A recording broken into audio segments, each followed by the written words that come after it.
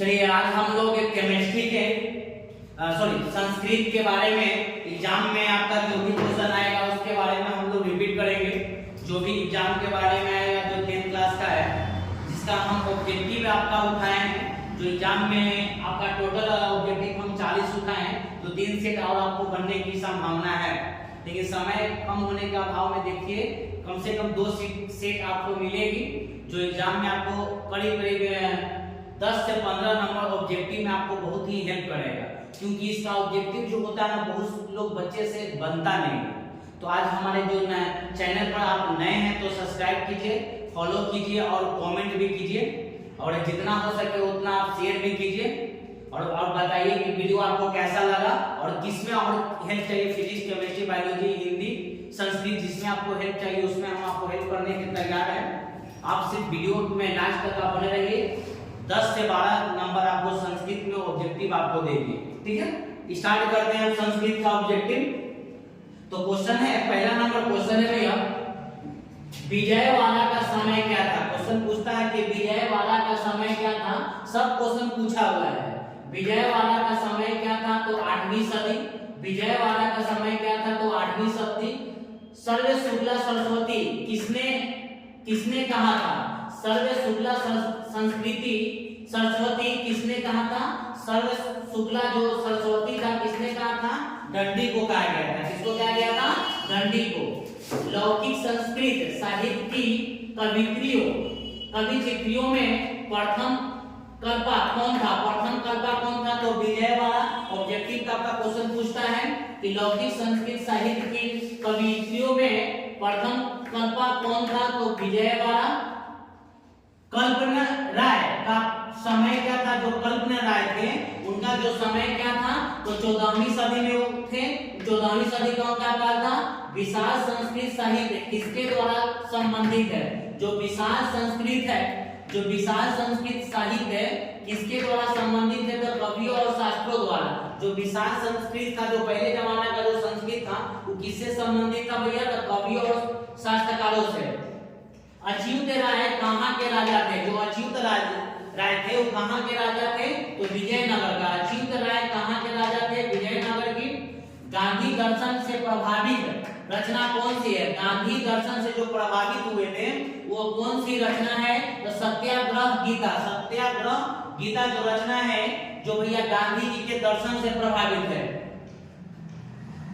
मधुरा विजयम किसकी रचना है, मधुरा विजयम पुस्तक का नाम है। मधुरा विजयम किसकी रचना है, तो गंगा देवी का रचना है। गंगा देवी की रचना है।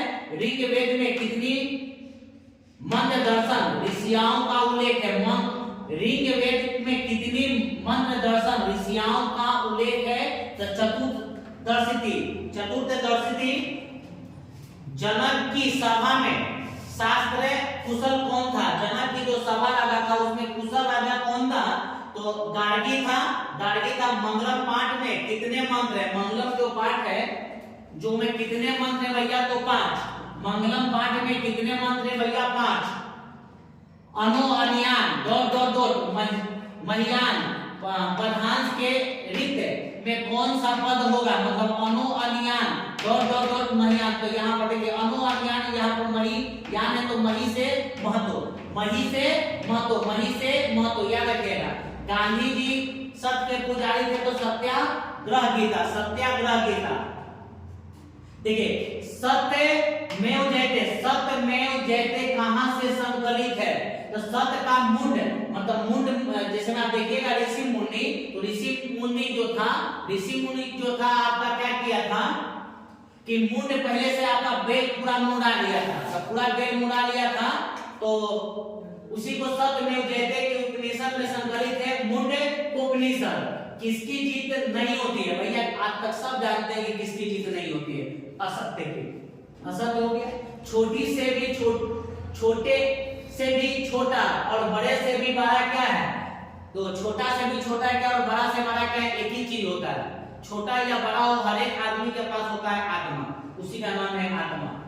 सत्य का मुख किस पास से ढका होता है। सत्य जो होता था वो बहुत सत्य एक तरह का, कोई हमेशा आदमी सत्य नहीं बोलता है। एक आध को जनरली आदमी आपको ऐसा मिलेगा जो सत्य मिलेगा, लेकिन अधिकांश आदमी आज के युग में झूठे बोलता है। रहेगा कहीं और तो बोलेगा कि फलना जगह है। तो जो बोल रहा है कि सत्य का मुंह किस पात्र से ढका होता है, ढका होता है, तो हिरण्मय पात्र से। हिरण जो था वो सत्य थी, तो हिरण्मय पात्र से, हिरण्मय पात्र है डॉट डॉट डॉट दृष्ट है, उपनिषद से लिया गया। तो देखिए हिरण जो होता है, जो सत्य था तो हिरण था, तो वो हिरण जो था ईश्वर से लिया गया, मतलब ईश्वर का अवतार था।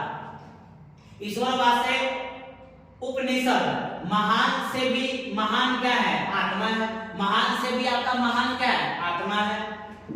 वेद रूपी शास्त्र क्या है, नित्य। वेद जब भी होता है तो नित्य होता है, वेद कभी भी होता है तो नित्य होता है, तो वेद रूपी नित्य याद रखिएगा।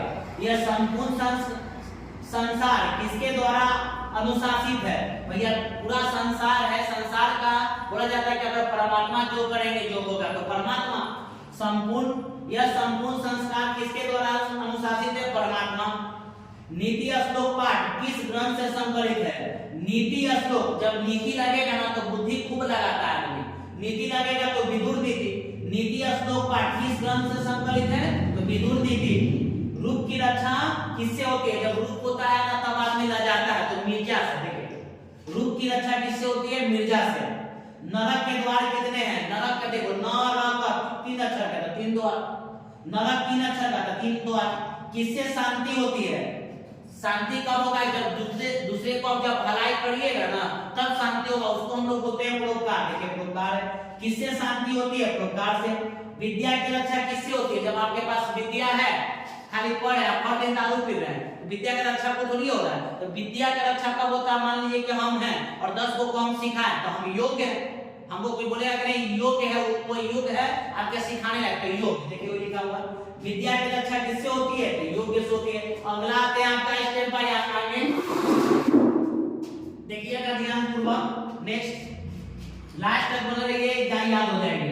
नीति श्लोक का पाठ के आधार पर सुख देने वाली क्या है, नीति श्लोक का पाठ पढ़, सुख देने वाली क्या है, सुख देने वाली होती है अहिंसा। अहिंसा, सत्य और अहिंसा सुखी देता, बस सब कुछ देता है। सत्य आप बोलिए तो खुशी मिल गया, झूठ बोले तो सुखी नहीं मिला। नीति श्लोक पाठ में कितने श्लोक है, नीति श्लोक। नीति बनाता है तो 10 आदमी 10 तरह का आदमी रहता है, 10 नीति कोई भी बनता है ना तो 10 आदमी 10 तरह का बोलता है, तो 10 देखिए 10 लिखा हुआ है। परपीड़न से क्या होता है, आत्मनाश। परपीड़न से क्या होता है, आत्मनाश। दम पीड़न हो रहा है, दम आत्मा नहीं हो रहा है। जिसमें कोई आज के दल पे बूढ़ी होता है तो बोलता है ना कि दम पीड़न हो रहा है, अब लगता है कि उठा लेते तो अच्छा रहता। मतलब आत्मा का नाश हो रहा, आत्मा खुश नहीं है। जब आत्मा खुश नहीं तो कोई खुश नहीं। स्वर्ग में पात्र से किसका मुंह ढका होता है, स्वर्ग मतलब सोना। जब सोना आ जाएगा तो आप मुंह ढक ही लीजिएगा, अब दिखाइएगा तो छीन लेगा, सोना ढक लीजिए तो मुंह सत्य से। अपनी उन्नति चाहने वाले को कितने दोषों को त्याग करना चाहिए। मान लो कि कोई उन्नति है तो जाइएगा तो कोई उन्नति करिएगा ना तो बहुत चीज होता है, तो उसमें 6 को दोष से आपको दूर कर लेना है। 6 को से अगर आप दूर कर लेते हैं तो आप परफेक्ट इंसान हैं। मंदाकिनी वर्णन पाठ के कवि कौन है, महर्षि वाल्मीकि। मंदाकिनी देखो म से महर्षि और वाल्मीकि, म से महर्षि, म से मंदाकिनी पाठ का हुआ जो कवि है महर्षि वाल्मीकि। राम मंदाकिनी की शोभा किसको देख रहे थे, मतलब राम मंदाकिनी की शोभा किसको दिखा रहे थे, तो राम किसको दिखाएंगे, सीता को। और कोई उनका पुत्र थोड़ी था, सीते था तो सीता को। मंदाकिनी वर्णन पाठ में कुल कितने पद है, तो 10 पद है। मंदाकिनी वर्णन में भी 10 को पद है। मंदाकिनी का अर्थ क्या होता है, मंदाकिनी मंद है भैया। मंदाकिनी मतलब मंद है, क्या बुद्धि होता है तो जाके निहाल लो तो मन गंदा साफ हो जाएगा, तो मंदाकिनी मतलब गंगा नदी। मंदाकिनी वर्णन पाठ में कहां की गंगा का वर्णन है, मंदाकिनी वर्णन पाठ में कहां की गंगा का वर्णन है भैया, चिरकुट की। मन होता है तो चित्र आदमी देख लो तो उसका एकदम ख्याल में डूबल होगा, वाह बड़ा कुआं नाम लिखा तो चिरकुट। राम ने विलाक्षी से किसको संबोधित किया, राम कभी भी विलाक्षी से संबोधित किया क्या करता, किसको, सीता को। मंदाकिनी में कौन स्नान करती है, ऋषिगण। मंदाकिनी जब भाई है, जब मन बुद्धि साफ करना तो ऋषि ने जाके आएगा। ऋषिगण नदियों समुद्र में कैसे मिलती है? नदी जब रहता है, लोटा में पानी ले लेंगे, उसको मिला देंगे तालाब में, तो खत्म हो गया लोटा का काम का। इसका मतलब कि नाम और रूप को छोड़कर सब मिल जाती है। मंदाकिनी नदी कहाँ है? चित्रकूट में। मंदाकिनी नदी कहाँ है? चित्रकूट में। सीता रामचंद्र की क्या थी? सीता रामचंद्र की क्या थी? पत्नी थी। सीता रामचंद्र की क्या थी? पत्नी थी। जैसा आपका वीडियो लगा बताइए कमेंट सेक्शन में और खूब शेयर कीजिए। धन्यवाद।